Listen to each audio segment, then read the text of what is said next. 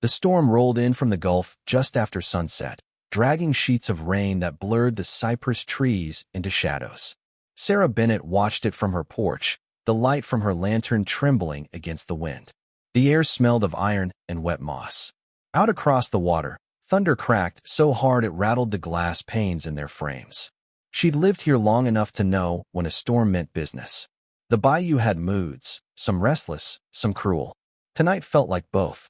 The house creaked around her, old wood swollen from years of heat and humidity. She'd patched the roof herself after the last hurricane. Just her and her father's rusted ladder, one plank at a time. Now, lightning showed every scar of the place. The warped shutters, the faded paint, the chipped railing. Still, it stood. So did she. Before we jump back in, tell us where you're tuning in from. And if this story touches you, make sure you're subscribed. Because tomorrow, I've saved something extra special for you. Sarah closed the porch door and latched it. She checked the kerosene lamp on the kitchen table, the one that had belonged to her mother, and turned the flame up just enough to soften the dark. The power had flickered out an hour ago, and she hadn't bothered to light the generator. The quiet suited her. She set a pot of water to boil on the stove, then sat down with a sketchbook. The pages were damp around the edges, curling like old leaves. She drew the bayou as she remembered it before the floods, sunlight pouring between the trees, her father's boat tied to the dock, the shape of a heron standing still in the reeds. It had been 3 years since he passed, and in that time, the silence had become her only company. She'd grown used to it, or told herself she had. Another flash lit up the kitchen. For a heartbeat, she thought she saw movement outside, something near the waterline, a dark shape. But when she leaned closer to the window, there was nothing but rain. She was about to sit back when she heard it. A sound beneath the storm. Not thunder, not the wind. A low human sound. A voice, or maybe a cry, carried faintly through the rain. Sarah froze. At first, she thought it might be a trick of the wind, but then it came again. Closer this time. Desperate. She grabbed the lantern and stepped to the window. Through the rain-blurred glass, she saw it clearly now. A figure stumbling through the shallows, half collapsed near the dock. Without thinking, she threw on her raincoat and ran out the door. The wind hit her like a wall. Water stung her face as she splashed through the flooded yard, lantern swinging in her hand. The man was on his knees by the water, soaked to the bone. "Hey," she shouted. "You okay?" He lifted his head slowly, blinking against the rain. His face was streaked with mud and blood, but his eyes, sharp, green-gray, locked onto hers. "Help," he said, barely a whisper. She reached him just as his strength gave out. He collapsed into the shallows, and she caught him under the arms, dragging him toward the porch. He was heavier than he looked. His jacket, military maybe, or some kind of field coat, was torn across the shoulder, revealing a dark patch of blood. By the time she pulled him inside, her hands were shaking. She laid him on the floor by the stove, rolled him onto his side, and checked his pulse. It was there, faint but steady. The man's breathing hitched. He opened his eyes again. "Don't call anyone," he rasped. Sarah frowned. "You need a doctor." "No doctor." His voice hardened, then softened again, fading. "Please." Before she could ask anything more, he lost consciousness. Sarah hesitated, then grabbed a towel and pressed it to the wound on his shoulder. Blood seeped through fast. She worked quickly, cut away the soaked fabric, cleaned what she could, and wrapped it tight with strips torn from an old sheet. He stirred once, muttering something she couldn't catch. A name, maybe, or a warning. When she finished, she sat back, breath unsteady. Who was he? No one came out here. The nearest road was 3 miles of mud, and the only visitors she ever had were mail boats and the occasional heron brave enough to perch on the railing. She studied the man in the flickering lamplight. His hands were calloused, nails chipped. His jaw was covered in stubble, and his clothes, though worn, had once been quality. Not a drifter. Not local. Outside, the storm howled louder, as if sealing them in together. Sarah rose slowly, went to the door, and latched it again. She stood there a moment, watching the rain pour down the steps, thinking about what kind of trouble finds a man out here in the middle of nowhere.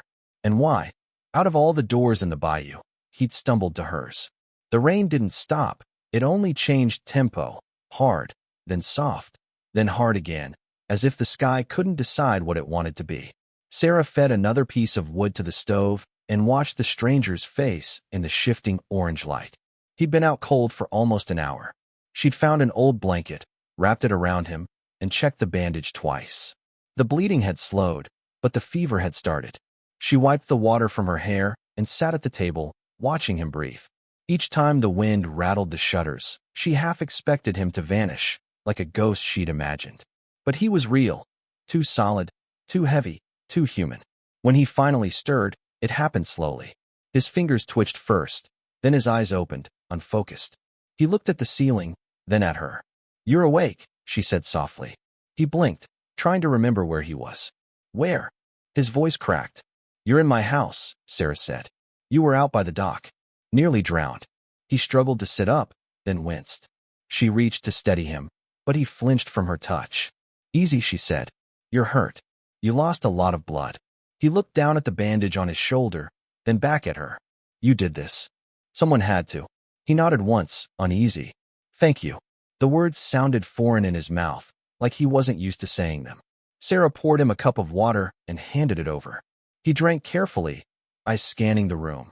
The stove, the tools, the old framed photograph of her parents on the wall. He was assessing everything, quietly, like a man trained to notice. "What happened?" she asked. He hesitated. "Boat overturned." "In the middle of a storm like this?" "I didn't have a choice." She frowned. "That's not much of an answer. It's all I can give you." Something in his tone stopped her from pressing further. She leaned back, studying him. His clothes were torn, but the cut of his jacket, heavy canvas, reinforced seams, looked military. Not brand new, but well-made. "You ex-army?" she asked. He gave a faint, humorless smile. "Something like that." "Name?" "Jack." "Last name?" He hesitated. "Does it matter?" "Depends who's looking for you." He didn't answer. The storm outside gave another violent crack. Somewhere near the shed, a branch snapped, and both of them turned toward the sound. Jack's hand moved instinctively to his side, where a weapon might have been. Finding nothing, he exhaled and looked away. "You don't live near anyone, do you?" he asked. "Not for miles," Sarah said. "Why?" "Because whoever shot me doesn't like to leave things unfinished." The words hung between them like smoke. Sarah's stomach tightened. "You mean someone's after you?" He gave a small nod. "2 men. Maybe more. They were following me before the storm hit. I lost them near the river bend." "And you brought them here?" "I didn't bring them anywhere," he said, his voice low but firm. "I was trying to get clear." Sarah stood, her pulse quickening. "If they find you, they'll find me too. I won't let that happen." She almost laughed.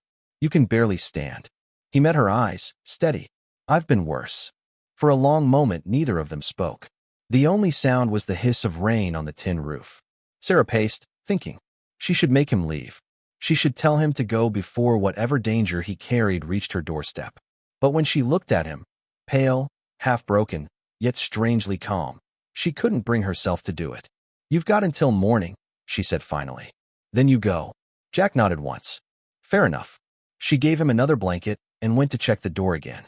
When she turned back, he was watching her, not with suspicion, but with something quieter. "You live out here alone?" he asked. 3 years, she said. "My father built this place. He passed in '74. Jack nodded slowly, as if the year meant something to him. "You ever think about leaving?" "Every day," she said. "But the world out there's not much better than the swamp." He almost smiled. "You might be right." They sat in silence a while longer. The storm eased to a steady drizzle, and the house settled into its usual rhythm. The soft drip from the roof, the faint hum of frogs outside, the sigh of wind through the trees. Sarah looked at the man she'd dragged from the water and wondered what kind of story could bring someone like him to her door. Jack leaned back against the wall, eyes heavy but awake. "You should sleep," he said. "I don't sleep well when there's a stranger bleeding on my floor."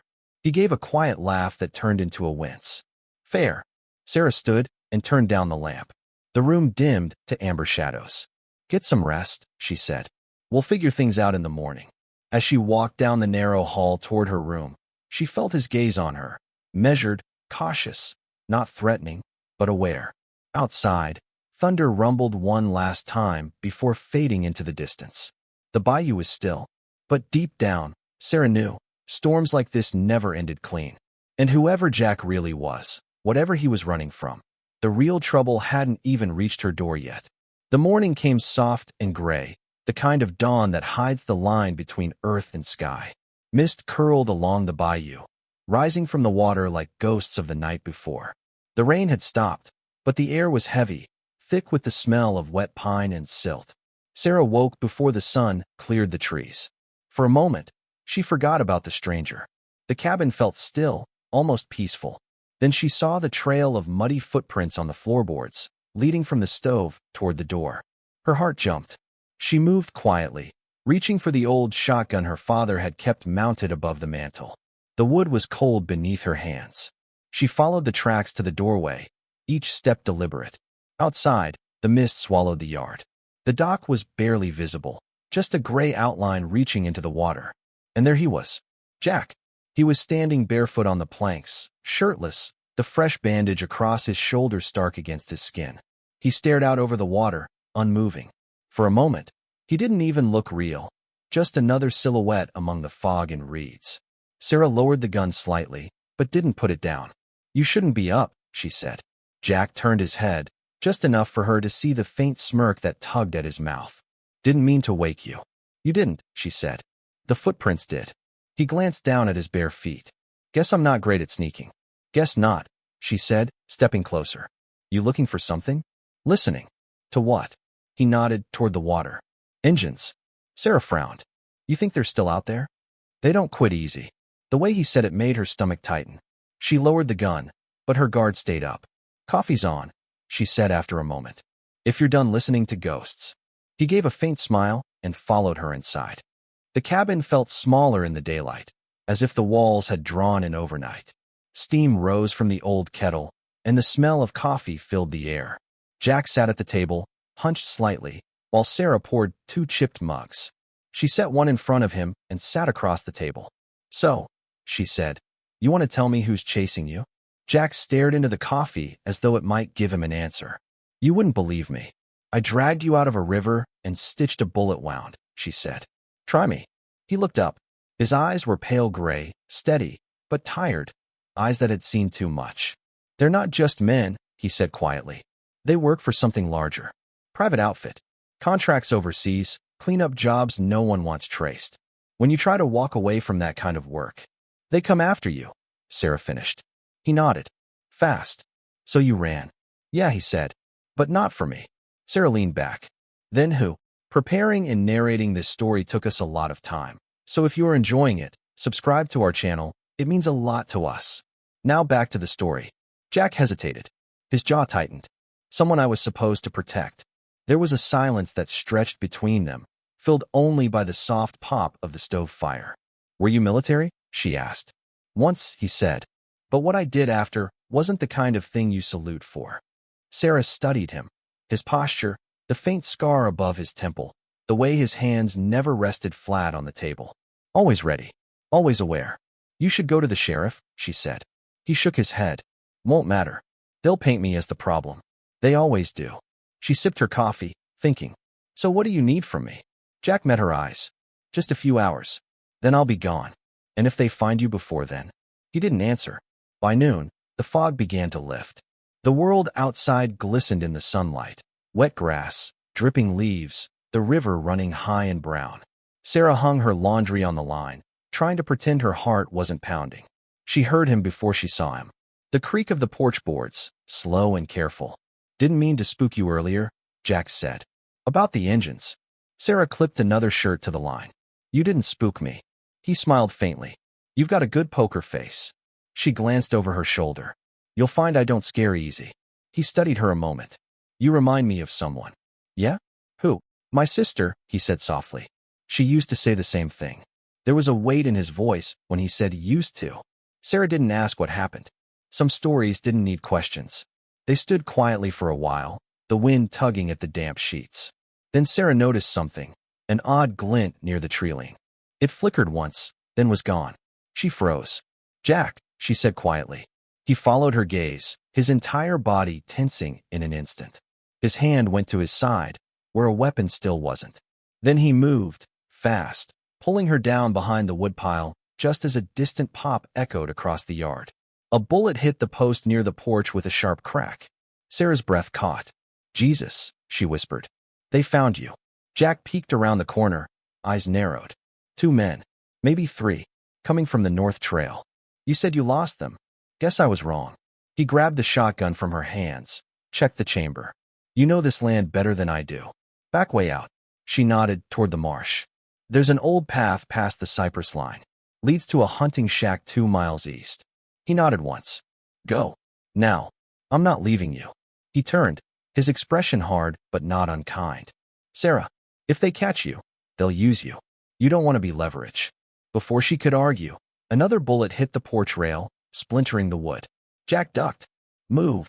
They ran through the back door and into the wet brush, feet pounding against the soaked ground. The air was thick with humidity and adrenaline. Behind them came shouts, low, male, angry. Through here, Sarah whispered, leading him into the tall reeds. She knew every bend of the bayou, every hidden trail where the mud gave just enough to hold a person but not a truck. They crouched low, pushing through until the sounds behind them faded. Finally, Jack stopped. His breathing was rough, his shoulder bleeding again through the bandage. You're hit, she said. Just reopened, he muttered. We can't stop. Jack, you'll pass out. Then drag me like last time.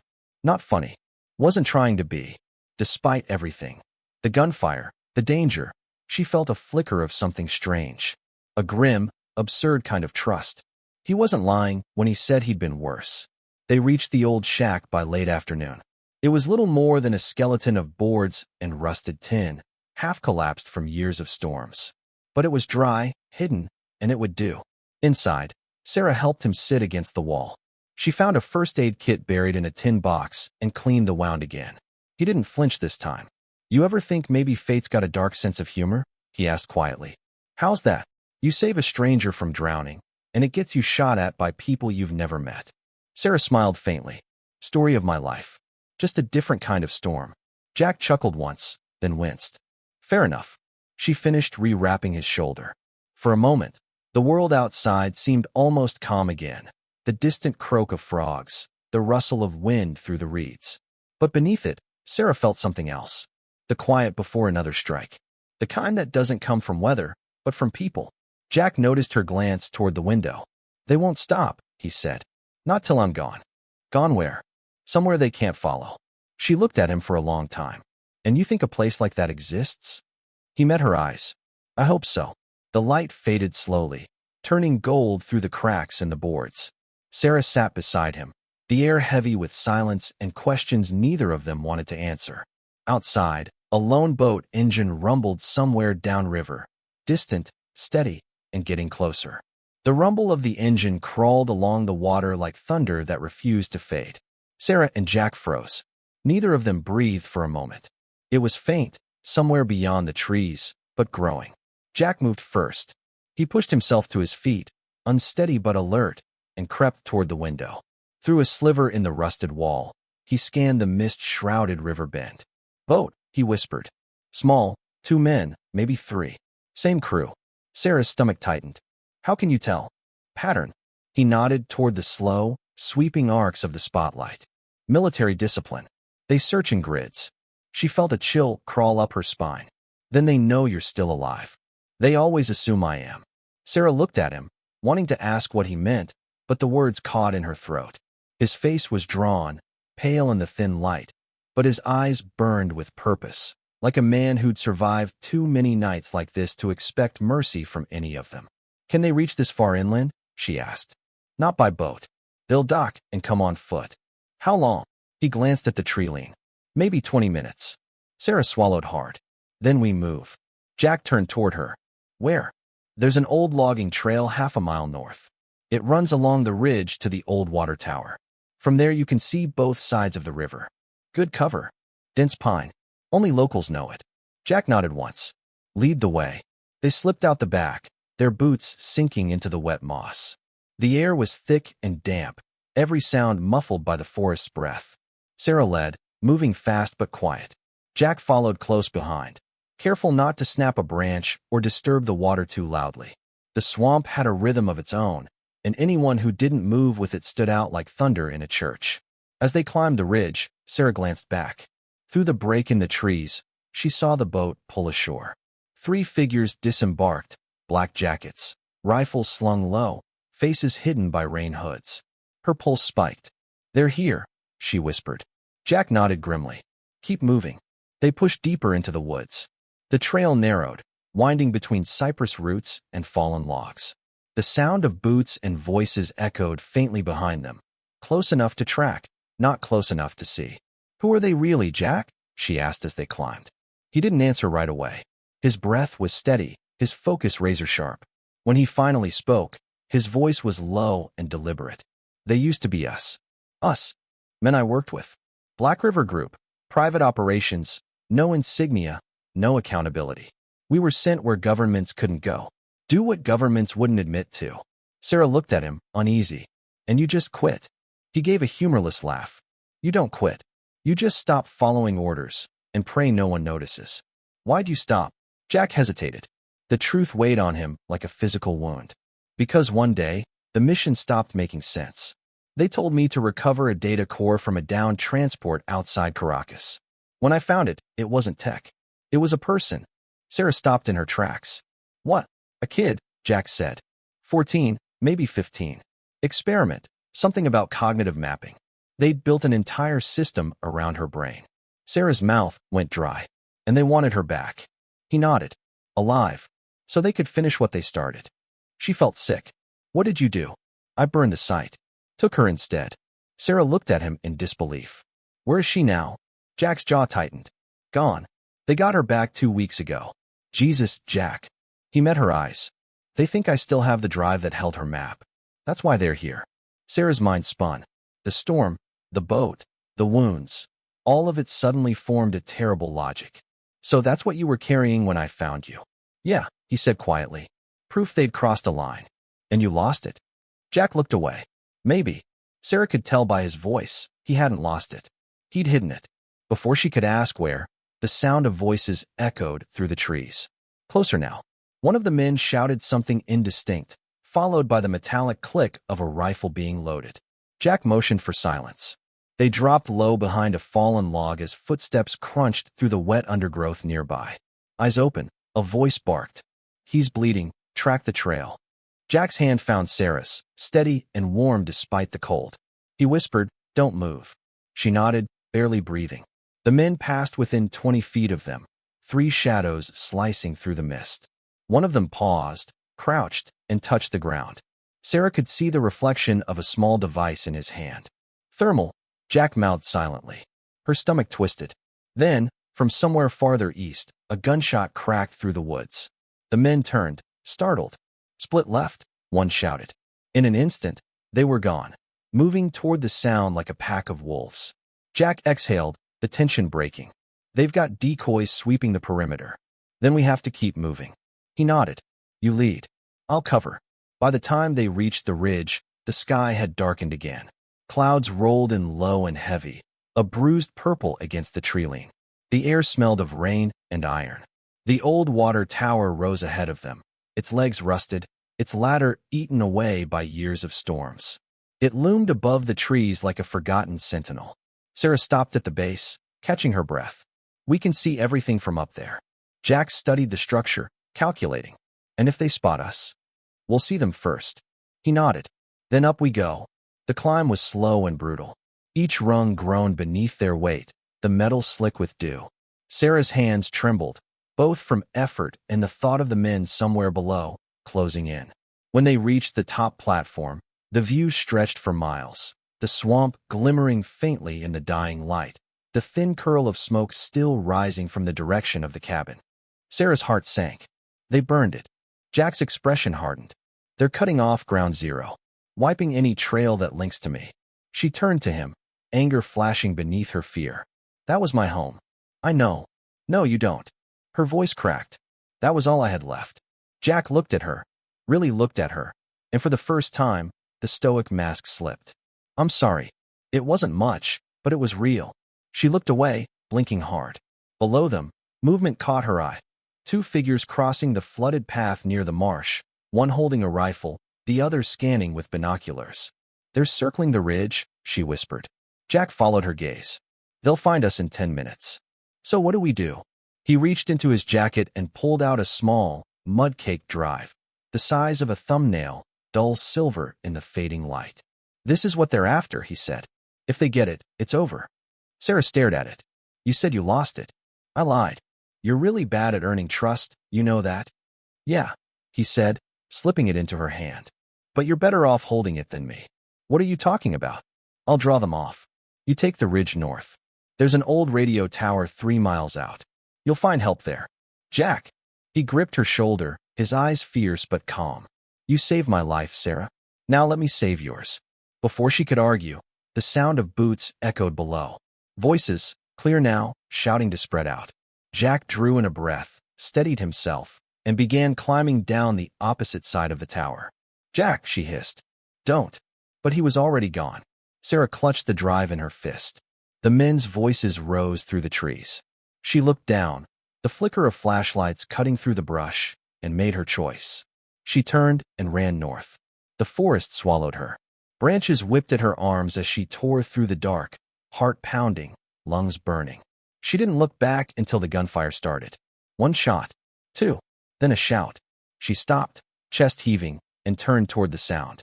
Somewhere in the distance, flashes lit the trees. Jack was fighting. For a heartbeat, she wanted to go back, to help. But the memory of his voice stopped her. "You saved my life, Sarah. Now let me save yours." Tears stung her eyes as she forced herself forward. The mud pulled at her boots, the rain began again, and the last light of day slipped behind the storm. When she finally reached the ridge's end, she collapsed beside a fallen tree, gasping for air. The forest was quiet now, too quiet. She pulled the tiny drive from her pocket and stared at it. Something so small, so fragile, and people were willing to kill for it. A single engraved symbol caught her eye, barely visible, etched into the metal. It wasn't a serial number. It was a name. Project Lucent. Sarah's pulse quickened. Whatever Jack had stumbled into wasn't just a mission gone wrong. It was something built to be hidden. And now she was part of it. The rain came again before midnight, softer this time, like the sky whispering apologies it didn't mean. Sarah crouched beneath the fallen pine, soaked to the bone, clutching the small silver drive in both hands. Project Lucent. The name burned into her mind, looping over and over. She looked down the trail where she'd come from. No light, no sound, no proof Jack was still alive. Just the black mouth of the swamp swallowing everything behind her. A shiver tore through her. She had no map, no food, and a storm that refused to end. But Jack had said the old radio tower was north, 3 miles. If she could reach it, maybe she could call for help. Maybe. She slipped the drive into her pocket, stood, and started walking. The trees closed in around her, their trunks slick and dark, their branches dripping cold rain down her neck. Every sound, the crunch of mud, the hiss of insects, felt amplified, like the forest was listening. Somewhere behind her, a twig snapped. Sarah froze. "Jack?" she whispered. No answer. Only the faint, rhythmic sound of someone, or something, moving through the pines. Sarah turned slowly, her breath visible in the cool air. The rain had thinned to a mist, enough for the moon to smear a dull silver through the clouds. Between the trees, a shadow moved, too steady to be wind, too quiet to be an animal. Her pulse climbed into her throat. "Jack?" She tried again, quieter this time. The shadow stopped. A low, mechanical hum drifted through the pines. Then a flicker, green light, cutting briefly through the fog, gone as fast as it came. Sarah backed away, 1 step at a time, keeping her eyes on that darkness. She'd seen that color before. On the console Jack had smashed before everything went wrong. Another flicker. Closer. Then a voice, soft and metallic, echoed through the trees. "Unauthorized access detected. Surrender device." Her heart stuttered. It wasn't human. Sarah bolted, crashing through brush, mud splattering up her legs. The forest came alive with pursuit, branches snapping, lights flashing between trunks, voices repeating the same command. "Unauthorized access detected.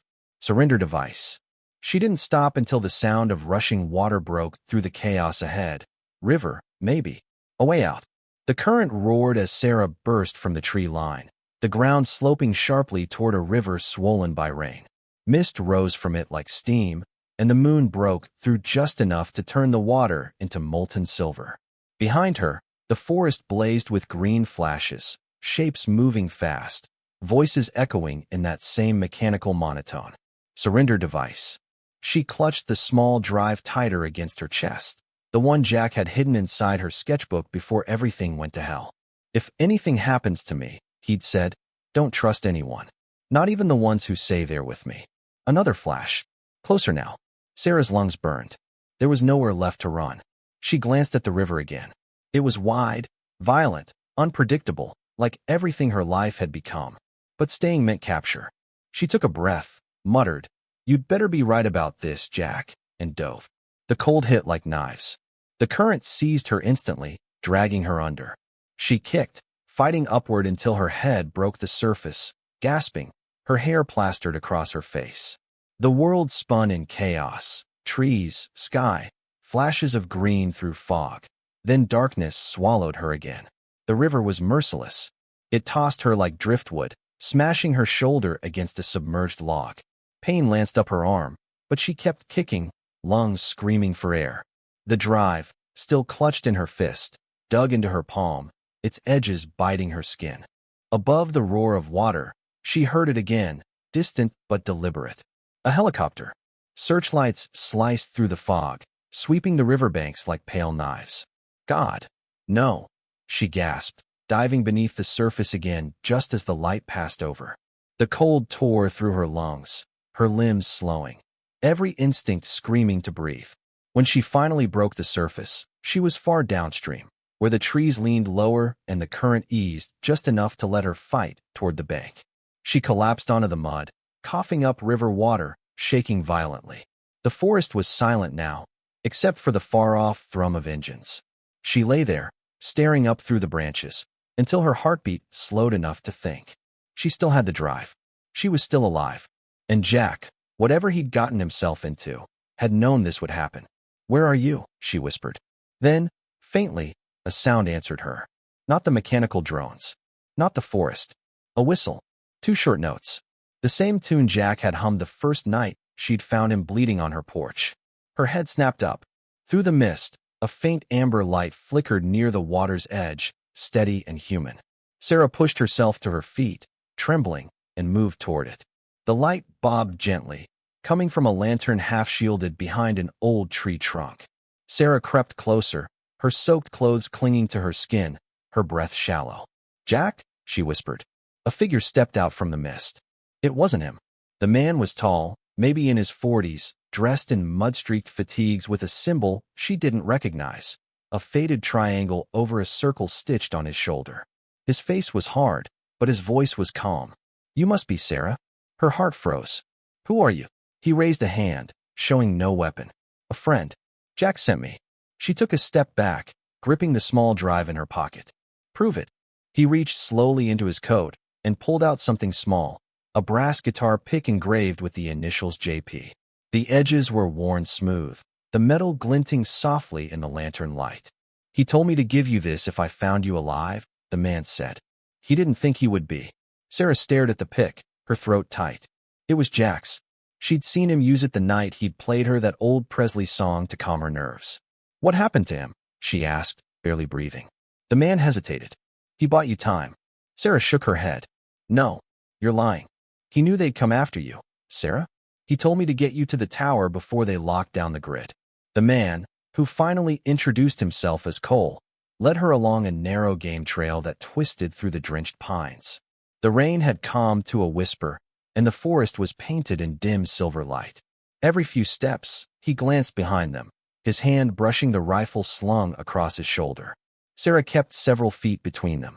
Her body still trembled from the river, but she forced herself to focus. "What's at the tower?" she asked. Cole didn't answer at first. "A transmitter strong enough to reach the outside network. Jack said you'd know what to send." Her hand instinctively went to her pocket. "The drive." He nodded once. "Whatever's on it, they'll do anything to stop it from getting out."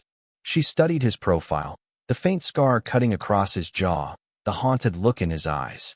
"And who are they exactly?" Cole's mouth tightened. "You ever heard of Orphean Industries?" Sarah blinked. "They're a tech defense firm. Government contracts, AI systems, and human experiments," he finished. "Jack worked for them. So did I." Her stomach turned cold. You're saying they created those things chasing us? Cole looked at her then. Really looked, his expression heavy. No, he said quietly. They became them. The forest went silent. What do you mean? They became them, she whispered. Cole stopped walking. You'll see when we reach the tower, he said. If we make it. They emerged from the forest just as dawn began to bleed into the sky.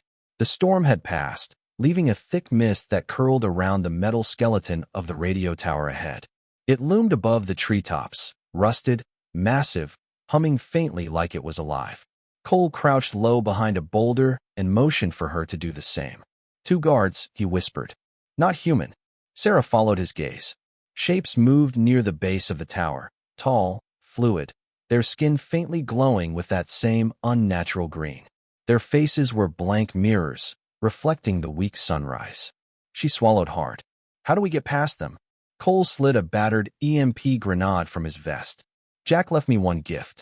After this goes off, you'll have 10 seconds to reach the console. Plug in the drive and hit transmit. Sarah stared at him. What about you? He smiled faintly. I'll buy you time. Before she could protest, he pulled the pin. A brilliant flash tore through the clearing, white, blinding, thunderous. The creatures convulsed, their mirrored faces cracking like glass. Sarah ran. The tower door yawned open ahead of her, the world shaking, the drive burning hot in her palm. And then she stepped inside. Up next, you've got 2 more standout stories right on your screen. If this one hit the mark, you won't want to pass these up. Just click and check them out. And don't forget to subscribe and turn on the notification bell so you don't miss any upload from us.